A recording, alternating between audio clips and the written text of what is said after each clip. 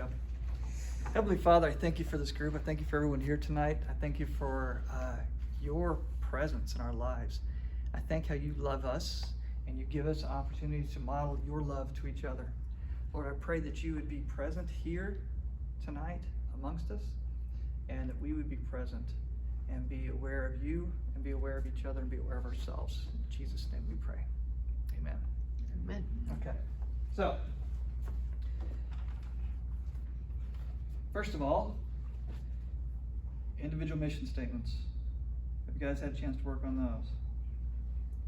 Anybody? Did anybody has any chance to work on it? A little bit? I haven't finished. Is yours finished?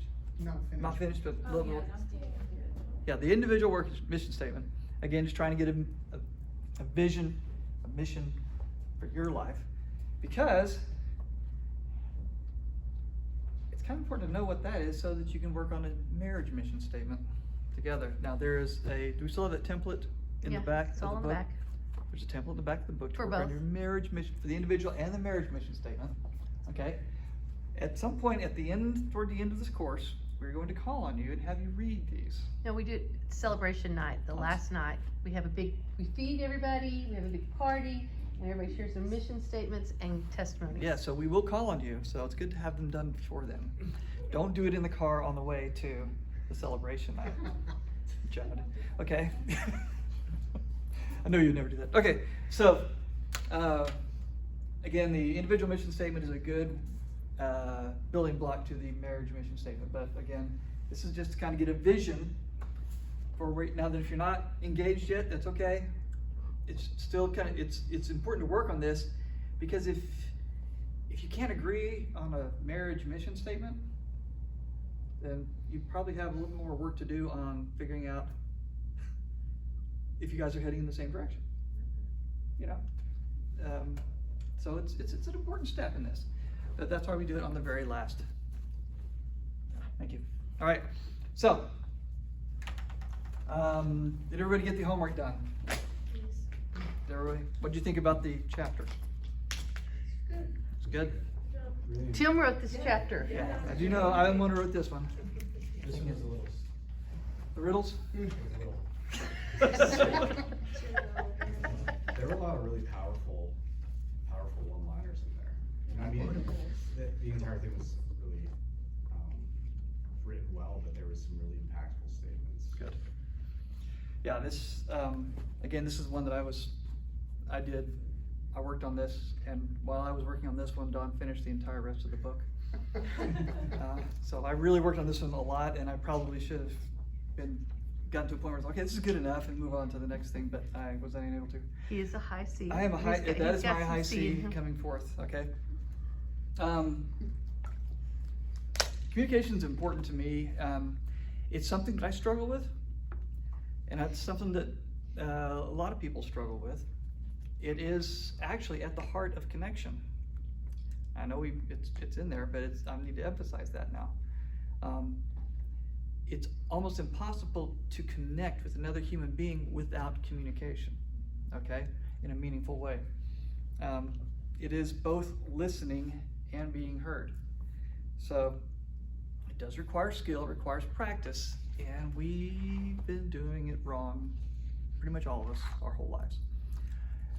Because most times we view communication, a conversation, especially a high stakes conversation, as I need to get you to agree with me,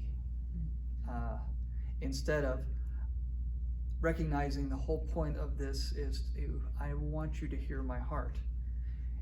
You can hear someone's heart and not necessarily come to a place where you agree with them and be connected. Agreement does not equal connection. Okay? Agreement equals agreement. But you can have connection without necessarily agreeing on a given thing, right? Like the nail, okay? the kind of the poignant point in that whole thing was she really was needing him to hear her and not try to fix it, okay? We, sometimes one party or the other, I'm not gonna say men or women because it could happen either way. Sometimes one person sees an obvious solution but in pointing out the solution, it sometimes misses why we're having the conversation in the first place. Okay? We communicate in order to connect, and we primarily communicate using words. And text messaging is a wonderful and flawless way to have a meaningful conversation. Absolutely not, right? Did you catch in there the statistic about what percentage of actual total communication is the words that we use? It's about 7 to 12% of the meaning that we convey comes through the actual physical words that we use. Dawn, I love you. Dawn, I love you. Dawn, I love you. Those three sentences using the exact same words carry 3 different meanings. Okay? And this even carries a different meaning. Well, I love you. Meaning, I love you, but no one else does. Or I love you even though you don't love me, right? But the eye contact, the tone of voice, the inflection, all of that carries so much weight to it. And so when we get out these phones and start trying to have a meaningful conversation or an important conversation, a heavy conversation with somebody, you're setting yourself up for a huge, huge problem. It's gonna just be rife with misunderstandings. You will not be getting, emojis help, but but it's not, okay. It's a lot of it's nonverbal. I used to tell people, but my major in college was nonverbal communications. It was my dissertation was me standing in front of the professor and just making eye contact for 3 hours.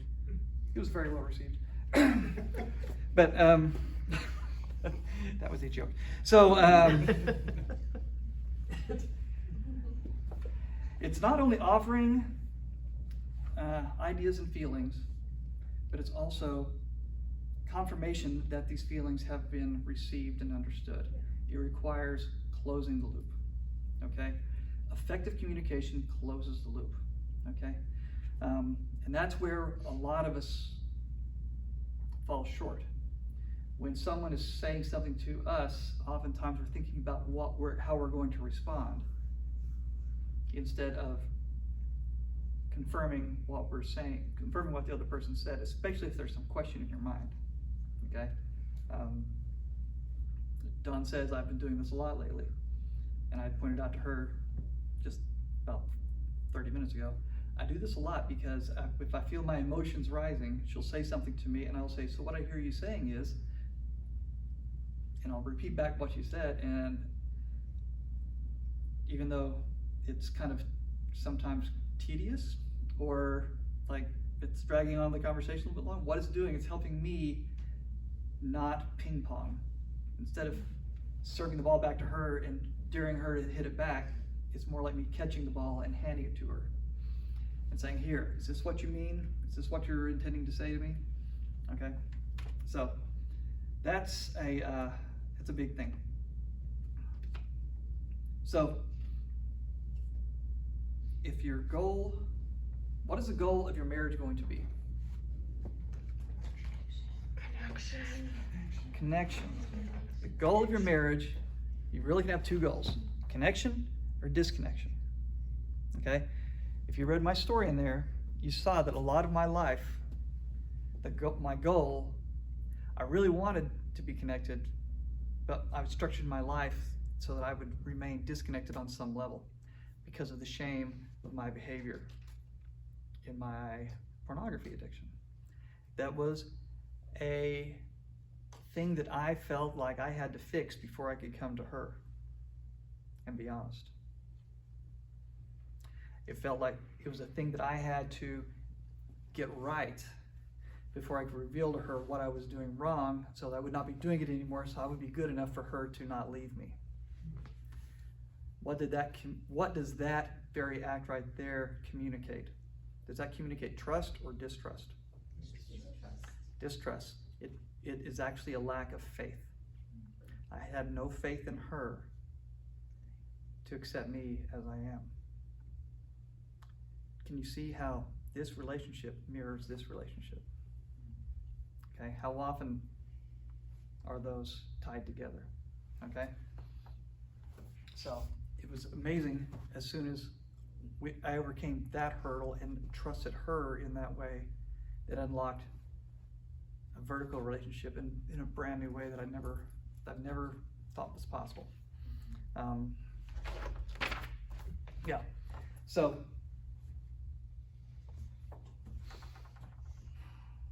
we often engage in, especially when we're in our communication cycles, one person in a relationship often engages in report talk and another in rapport talk. Many times this can be delineated between men and women. Men often look for a report and women look for a rapport. They look for connection. That's why oftentimes you get two women talking to each other, they're engaged very much in eye contact. Sometimes they're holding hands, they're leaning in close and they're talking. Guys can have a conversation that they think is meaningful, standing next to each other, looking at their phones and giving each other the what their schedule looks like for the next month. And like, cool, good talk, and then walk away, And so, because we've received the transfer of data that we were looking for from the other person. What this can lead to, I see some chuckling out there. What this can lead to is when you're trying to connect with this other person in your life that you really want to make sure that you know that you love them and they love you, but we don't really step into that effort of connection in our conversation styles, it can be very frustrating for them and frustrating for you. If you don't understand what their goal is in communication, what their style is, and what your own style is, and how to kind of step into another method of doing that, then oftentimes you're going in a circle where one person's getting frustrated and the other they're both getting frustrated because one's not feeling heard and the other's feeling like, are we done yet? So that's what we're trying to fix with these exercises in here.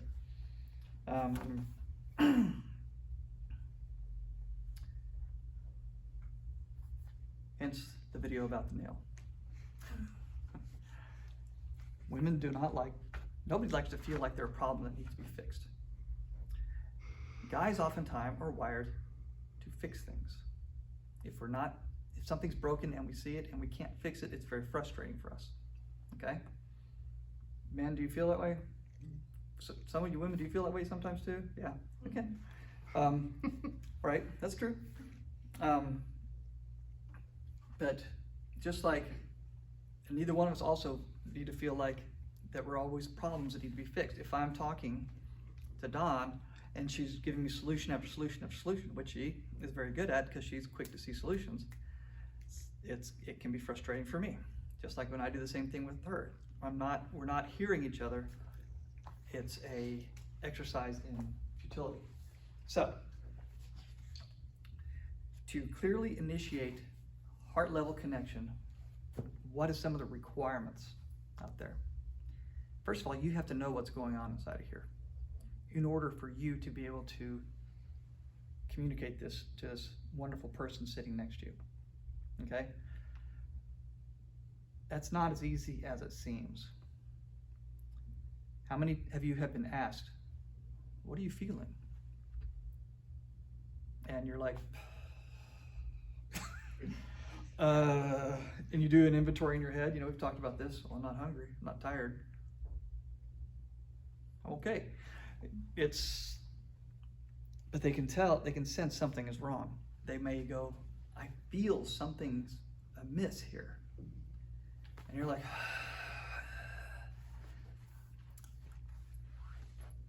how do you get to that deeper layer? Men, anger is a very safe emotion. Okay? It is not vulnerable at all. You can be angry and still be considered, in the eyes of the world, a man. Okay? How often, though, and we've talked about this in some of our groups, how often is anger hiding some other deeper layer of emotion. Almost every time. Usually anger is a top layer emotion. What's the root of that could be fear. And what's under the fear? What are you afraid of? Loneliness, fear of betrayal, fear of failure, fear of success. All sorts of fear words, scenarios out there could be basically the support for this anger that we're feeling, the anger that you don't want to have to deal with a situation. You shouldn't have to be dealing with a situation, right? But to say, I'm afraid, it's a super vulnerable thing to do. However, we have not been trained in our society to be vulnerable. What are the movies that you see out there? What are manly men? They're superheroes. They're men of steel. They're impenetrable. Or they have iron on. They are invulnerable. Okay? And yet that's a recipe for disconnection and loneliness. All right? That's how you wind up walking through life, even if you're married, lonely, and then seeking other forms of comfort and wondering why you can't get out of these cycles of doing things that you hate. Pick any addiction, and it is literally a cover, a means of trying to cover pain, of numbing pain, of loneliness, heartbreak, of identity, of something going on in the past. Okay? So how do we get to these underlying emotions? It's kind of funny, but we have a list in the back. Did you guys see these yet? Yeah. Mm-hmm. Feeling words. Feeling words. The first time I did this, I was like, are you serious? Are we really doing this? But it's amazing how helpful this can be if you were to really wanting to have a deep conversation, or if someone's asking you what's going on inside of you. And if you don't know, pick out this list. Okay? We have satisfied feelings, unsatisfied feelings. If you're just unsatisfied, start there. Like, I'm frustrated.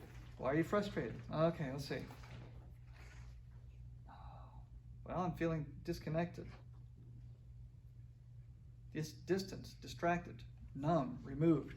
Depending on which of the words that are jumping out at you, if you're able to connect to that, that is so much more revealing than I'm frustrated. Right? Frustrated covers so much more stuff than coming in here and saying, I'm just feeling numb. Why are you feeling numb right now? I just can't believe this is happening. Right? That's so much easier to connect with on a heart level than frustrated. Does that make sense? So if you're ever stuck in the middle of a conversation and you don't know what to say when the question is, what are you feeling? Feel free to open that up. Okay? And tell them, can you hand me the list of feeling words, please?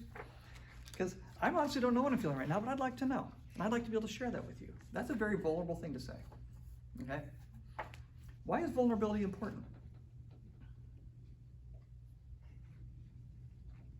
Judd, why is vulnerability important?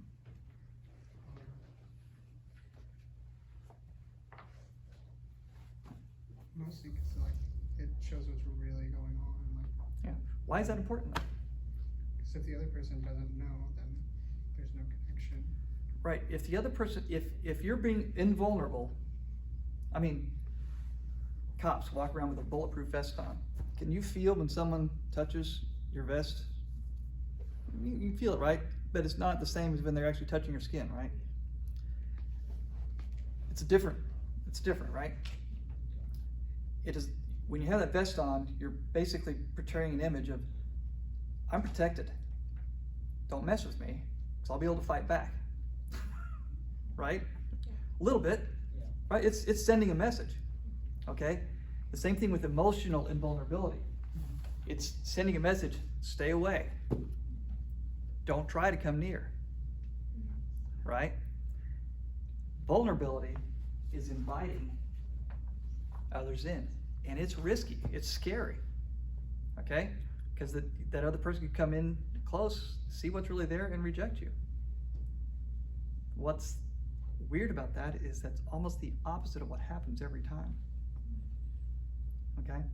When you invite this other person in by being vulnerable, the opposite of what you fear occurs. Deeper connection occurs. Anyway, it's so it's amazing how often it's tried, how it works. So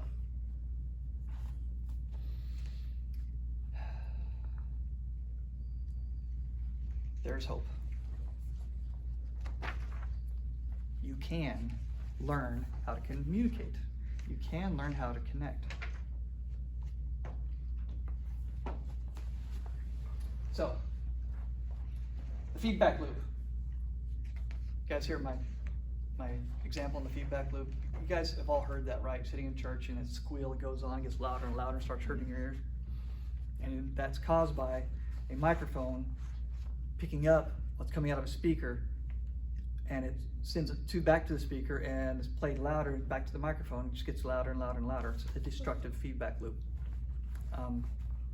We can have an emotional destructive feedback loop too, when we just speak and don't listen, if our sensitivity's set too high. What I mean by that is we respond to comments and we assign much more meaning to them than was ever intended. Okay? How often times you've been in a conversation and like Dawn would bring a complaint to me. This has happened a lot to me. She would bring a complaint to me, like, I don't like it when, fill in the blank, when you're focused on work too much. Okay? When you're not here, when you're home. You're here, but you're not here. I could actually listen to that and say, okay, what I hear you saying is when I'm here, I'm not really paying attention to what's going on. Is that what you're saying? Yes. But instead I hear it as, you're not doing your part in this relationship. I'm taking complaint and turning it into a judgment. Okay? And then I respond from how I perceive that judgment as an attack on my character. And so all of a sudden, it gets higher and higher and higher. And then how do we get to this thing where we're yelling and screaming at each other when all it started was with this valid complaint? How many times have you wound up in one of these situations? Has it happened to anyone else besides just me? Okay, yeah, everything's written. Good. Give it a few years. Yeah, yes, it hasn't happened yet, it will. Big piece of that Maybe is not what is being brought up, it's how we respond to it. Okay, our sensitivity set too high, our gain is too high. We are pushing, we are amplifying the symbols that we receive in a way that is destructive. And we need to learn how to tune this back. And one way how to do that is that listening. And that's what I'm talking about when, if Dawn were to say this to me and I were to repeat back to her what she says, all of a sudden it cranks the gain down. Cranks the volume down a little bit. It makes my pulse go down a little bit more. And I'm actually hearing what she's saying. And she's, yes, that's exactly what I'm saying. And sometimes that's enough. Just so that she knows that I know what she's saying is enough to fix, or at least to make her feel heard. And I'm like, wow, I'm sorry. I didn't realize I was doing that. Then you can even sometimes offer resolution. I will try to do better in the future. Could you please remind me when you see this again? That is so much more healthy response than, well, you always. How many times have you done the thing where you respond in kind? Okay? Well, I don't like it when you do this. Well, you always do this. Well, you always do that. And all of a sudden you're both corkscrewed into the roof. All right? Another poor response to a complaint is minimizing. Okay? Tim, you always leave your underwear on the floor. I don't always leave my underwear on the floor. Plus, it's not that big a deal anyway. It's basically saying, your complaint is not important, right? What I hear you saying is I leave my underwear on the floor a lot. Am I really? I didn't realize I was doing it that much. It's a completely different response. It cranks the game down. So, okay, I'll pick them up now, and I'll try to keep picked up in the future. Please let me know every time I do it, and I will try. Okay? One-upmanship, we talked about that for a second ago, and silver linings.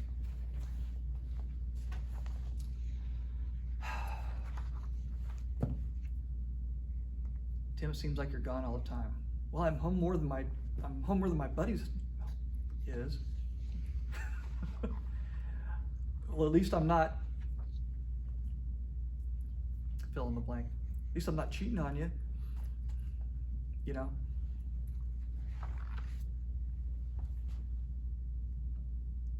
It's all about hearing the complaint. Don't make it about you. Sometimes the complaint is like, this is what it's like to be me in this relationship. And so if you're able to respond like, okay, I hear what you're saying. I think I need to adjust here. And I'm willing to do that because you're important to me. It's a completely different conversation, right? As I said, repeat back what you just heard, close the communication loop. Reflect back feelings that you think are being communicated. How hard is that? It can be very hard. But guess what? You don't have to get it right. If someone's coming to you, if someone's coming to you and you can tell, you can see that they're visibly upset, you're not really sure why, and they're expressing something to you, just try saying, I can see that you're very upset. You look scared. Well, I'm not scared. I'm whatever something other than scared is. I'm disappointed, or I'm grieving. You know, it's like, ooh, it's a whole different thing. But as long as you attempt to recognize, acknowledge that you're seeing feelings, and you're trying to connect, that's a whole lot better thing than just ignoring them all together and discounting them, right? So, it does require some empathy, all right? We got a video on empathy.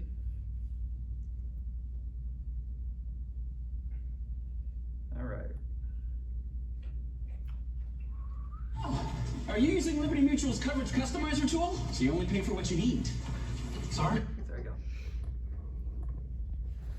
So what is empathy, and why is it very different than sympathy?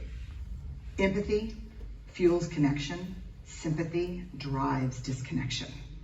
Empathy, it's very interesting. Teresa Wiseman is a nursing scholar who studied professions, very diverse professions where empathy is relevant, and came up with 4 qualities of empathy.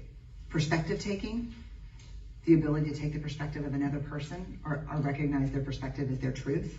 Staying out of judgment, not easy when you enjoy it as much as most of us do. Recognizing emotion in other people and then communicating that. Empathy is feeling with people. And to me, I always think of empathy as this kind of sacred space when someone's kind of in a deep hole and they shout out from the bottom and they say, I'm stuck, it's dark, I'm overwhelmed. And then we look and we say, hey, you climb down. I know what it's like down here, and you're not alone. Sympathy is, ooh, it's bad, no, you want a sandwich? Empathy is a choice, and it's a vulnerable choice, because in order to connect with you, I have to connect with something in myself that knows that feeling. Rarely, if ever, does an empathic response begin with at least. And we do it all the time, because you know what? Someone just shared something with us that's incredibly painful, and we're trying to silver lining it. I don't think that's a verb, but I'm using it as one. We're trying to put the silver lining around it. So, I had a miscarriage. Oh, at least you know you can get pregnant. I think my marriage is falling apart. At least you have a marriage. John's getting kicked out of school. At least Sarah is an A student. But one of the things we do sometimes in the face of very difficult conversations is we try to make things better. If I share something with you that's very difficult, I'd rather you say, I don't even know what to say right now, I'm just so glad you told me. Because the truth is, rarely can a response make something better. What makes something better is connection. Good, isn't it? There we go. Sorry about that. So yes, empathy is very important. It's a skill. It requires practice, just like communication does. And sometimes we don't realize. I was having a conversation with my son today, and he was telling about a situation that he's in, and I was not responding very empathically. And I recognized it, and I came back and said, I'm not being very empathetic right now, and I'm sorry. I know you're stuck right now. He's literally stuck in another town, and I'm like, I've been there. It sucks. I'm sorry. And his response was, "Yep, thanks." You know, it's a whole different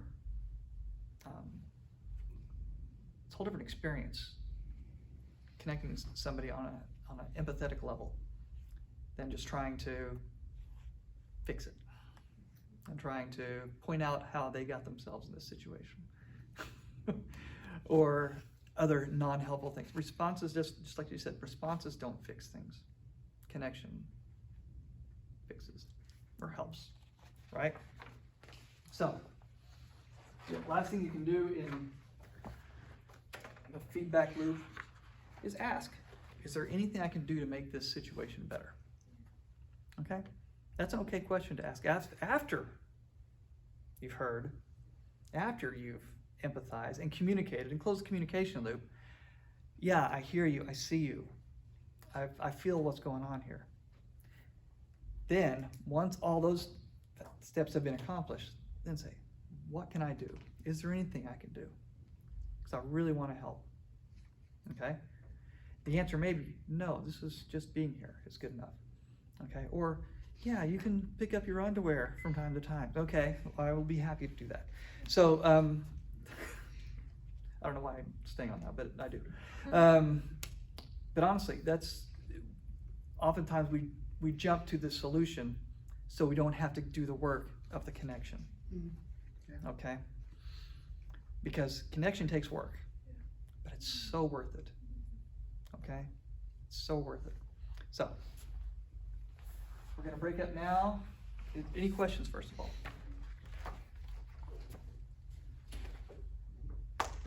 No? Excellent. Can I add something? Yes. So sometimes you're going to be talking about something. I'm going to stay right here. Okay. And I'm going to talk about holding a little bit.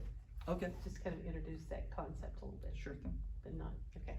So sometimes you're talking about something and all of a sudden it starts to escalate and you're like, why are we escalating here? This was not that big of a deal. Which we're going to be talking about fighting next week, and we'll talk about some of this stuff next week. But a lot of times in that situation, it's not about what's going on right then. Yeah. It's about something completely different. And so in communicating, try to think of a good scenario. Fighting over what to eat. It's not about what to eat, Yes. right? That's a kind of a hard one. Hold on.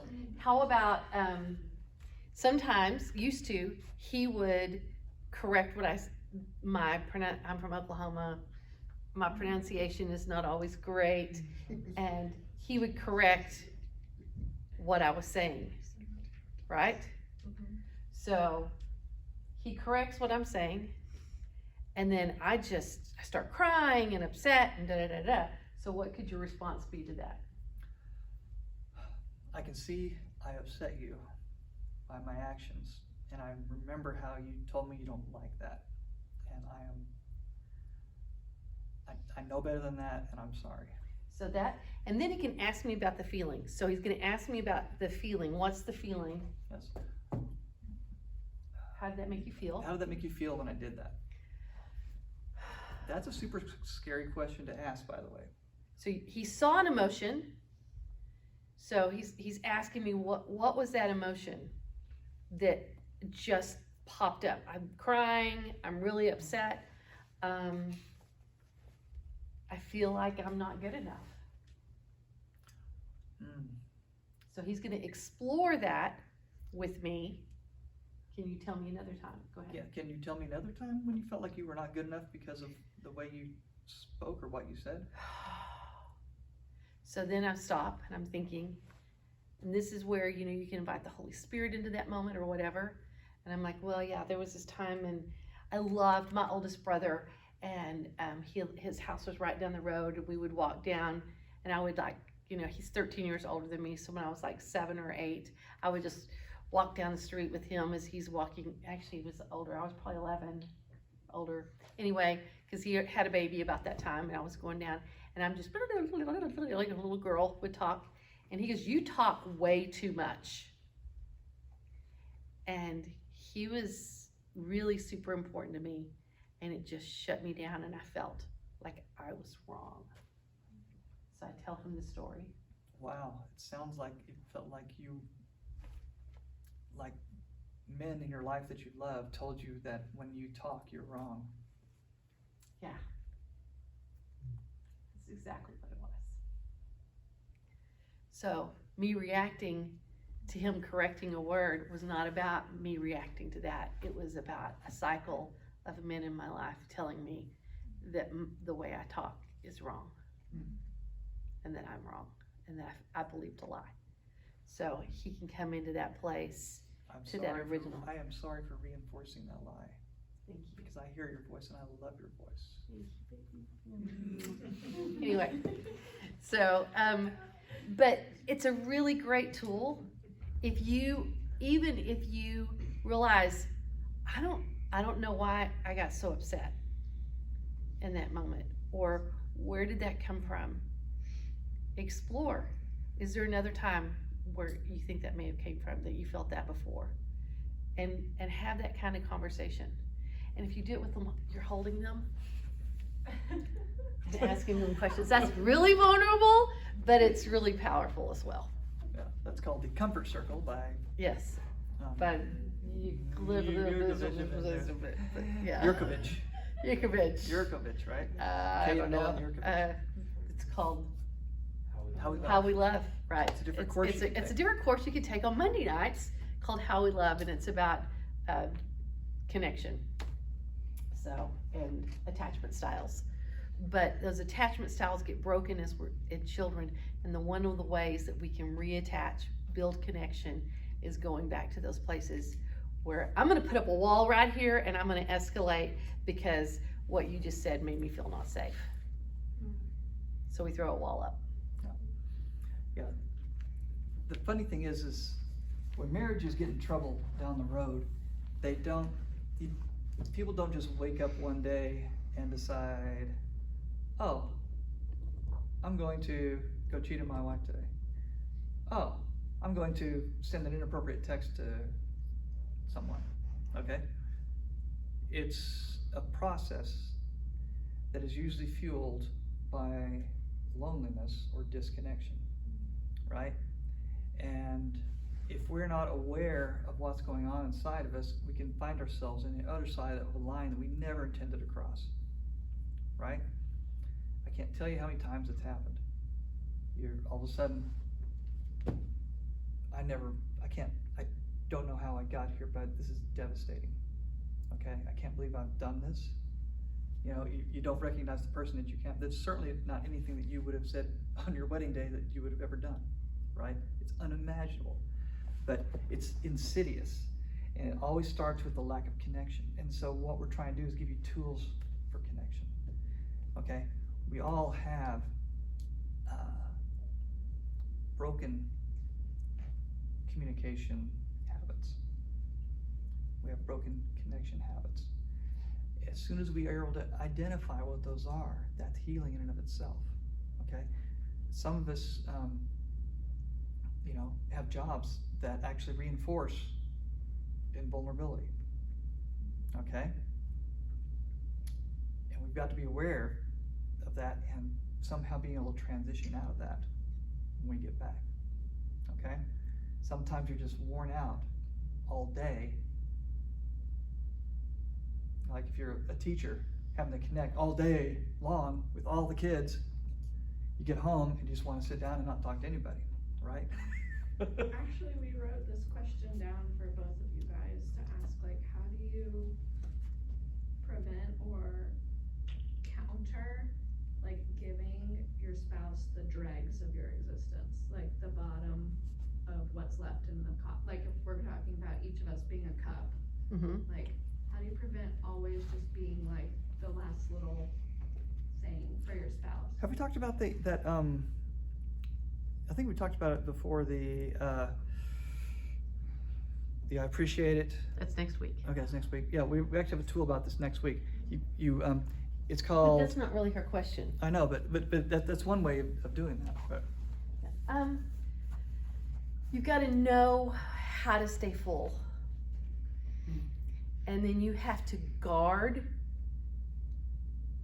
your time. Just like I give the Lord my first fruits, my tithe, when I'm paying bills and everything, I tithe before I pay bills because he gets the first fruit.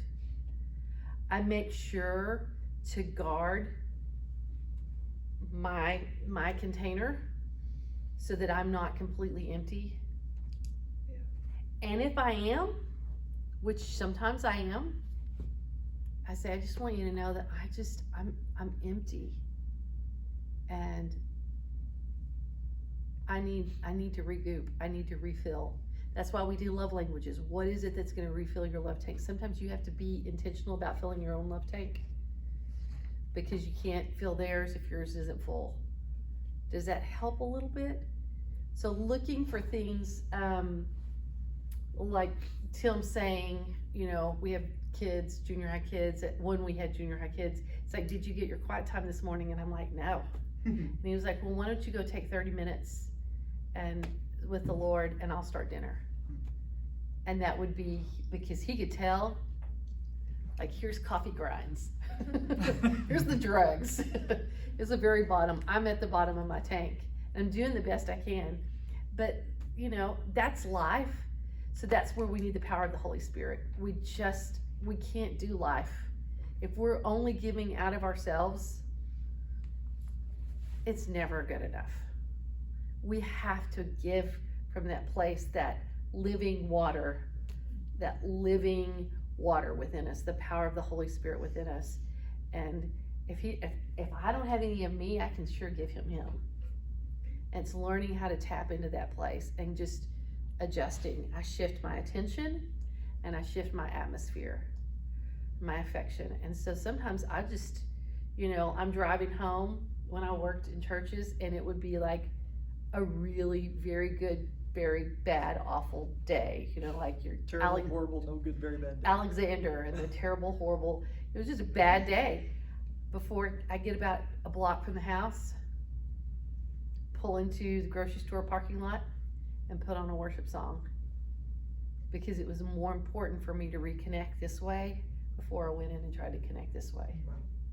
I had to learn how to be intentional and be aware.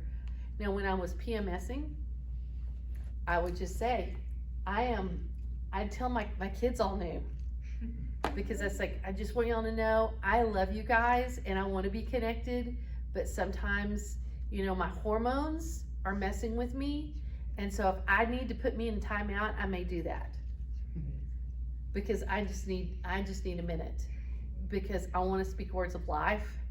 And my kids will even call me out. They'll say, Mom, even Tyler now, he'll say, felt like a little bit like manipulation there. And I was like, yeah, I'm operating out of a fear in me. When I get into fear mode, then I want to go into manipulation mode. So you're exactly right. I need to go back in connection this way so that I'm not operating out of fear and manipulation, which leads to manipulation. Does that make sense? So being aware and having words.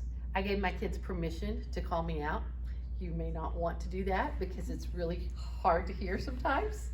But when they were growing up, I said, you know, I know that this is a generational cycle in my family, and I don't want to do that. I don't want to be judgy. I don't want to be manipulative. So call me out if I'm doing that. So I think another thing is, don't be afraid of the dregs. yeah, You know what I'm saying? the dregs, The dregs. the bottom. If Yeah. if you're having a bad day, you're just worn out, and you need to process, give them a heads up. Hey, I need to process for just a minute. Okay, could you please listen and don't, good, because this was rough today. Because guess what? Hopefully not every day is a rough day. You know what I mean? So the key to not only give them the directs is to sometimes share the joys. You know, when he comes home, how was your day? Mine was awesome. Here's why. Or and find some reason why it was awesome.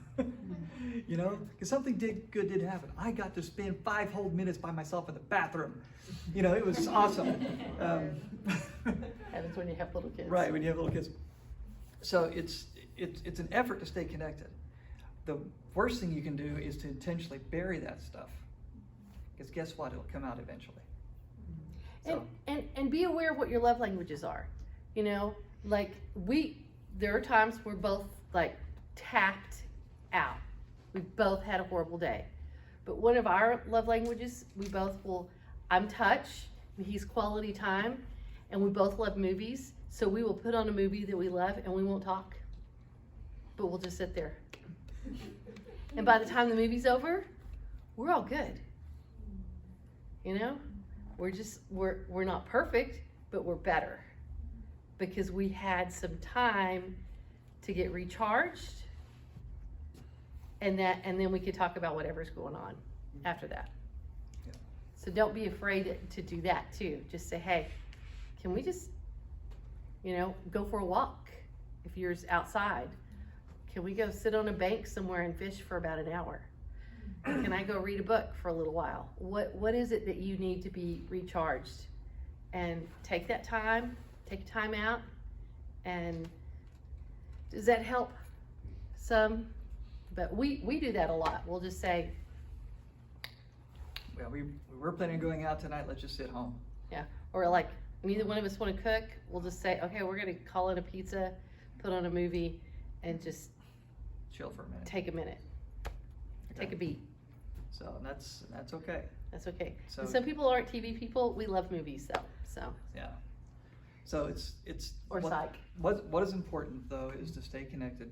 And if you're having a bad day followed by a bad day followed by a bad day, and you never get a chance to share it with this person you're supposed to be connected with, guess what? It's gonna blow up. And then all of a sudden, he's gonna feel piled on, or she's gonna feel piled on. Because guys are a lot better, oftentimes, not all the time, but guys are really good at compartmentalizing. And so we just shove all of our negative stuff in this box that stays over here, and we ignore it, okay? And so what can happen is a guy can come home, and the woman's like, so what's going on? How's your day? Well, that's fine, because he doesn't want to burden her. And she's like, I feel like you're not telling me everything. Well, it's fine.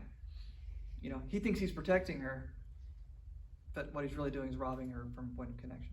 And then at his son's birthday party in the backyard, when all of his friends are over, his 30th birthday party, he decides he needs to fix the sprinklers and turns the sprinklers on while everybody's eating, you know. That has nothing to do with what we're talking about. It did happen. It did, but he was stewing, and he was like worried about stuff, and I kept saying, what's wrong, what's wrong, what's wrong? He's like, nothing's wrong, nothing's wrong. And then he starts fiddling with things, and then the sprinklers go off, and everybody that's sitting at tables outside get completely soaked. But In their crotches. in their crotches. Because it was right underneath them, sorry. Yeah. So eventually it's gonna explode, it's gonna come out, but we laughed. So we laugh at stuff like that, Yeah, so. It's Can I add something? Yes, please. Cause like, y'all, it was hard getting you tonight, like it was a really bad day, and it's been several bad days in a row. And we were like, you know, it's okay if you don't answer all your questions, or if you don't cook dinner, if you need to go take a nap, like, go take a nap. And like, I think it's okay to give yourself permission to like, it's okay if I'm like having a hard day and not like, she's saying, oh, I have to like put that away, like, I have to be so spiritually like strong, like I can't have a bad day, like. No, that's not what I'm Like, saying. you're not a robot, and so like, it's okay to Yeah. like, just acknowledge maybe you need rest, maybe you need to preventatively plan a sick day, because you know, like, you're physically on your last like leg, and you need to be like, oh, actually, I think like, I need to have a day off, and that's okay too. You gotta do you. You have to know you and do you. What do you need? Like, worship for me always builds me back up. It's not about being spiritual, it's about that's my love language, part of my love language. So that's one of the ways that I connect and get filled back up. So you gotta know what it is for you that fills you back up, and know when you're empty, and try to be aware before you hit rock bottom. And don't be afraid to say, I need time. But that's really good, Amanda. Thank you so much. Yeah, that's really good. It's hard sometimes to admit that you have needs. It's okay to have needs, guys. It doesn't Girls, make you needy. It doesn't make you needy. You're human. Humans have needs. God created us to need. All right. There's a difference between having needs and being needy. Okay? Yeah. Everybody has needs. Mhm. Okay? And that's okay. If I were to say to Dawn, I need a hug right now. That'd Guess be what? okay. She does it, right? Yes, baby. I need some alone time, if you get what I'm saying. Okay, to express, Y'all, yeah, right? y'all are not there yet. But, yeah, that's in lesson 7 or whatever. But honestly, communicating openly what your needs are is so much better than making the other person guess what you need. Yeah. Judd, what's on Caitlin's mind right now? I haven't asked her. Right, you have to ask her. You're not a very good mind reader. Caitlin, are you a good mind reader? No. No. Guess what? Sometimes we think we are, but we really all suck at it. So, And we're not supposed to be superheroes. We're supposed to be connected. that's right. And so we have to have the drag days, because otherwise sometimes we just fly along side by side and we don't need the other person at all. Mhm. And when we have the really bad days, it forces us to connect. The So, connection is what gets you through the drags. yeah.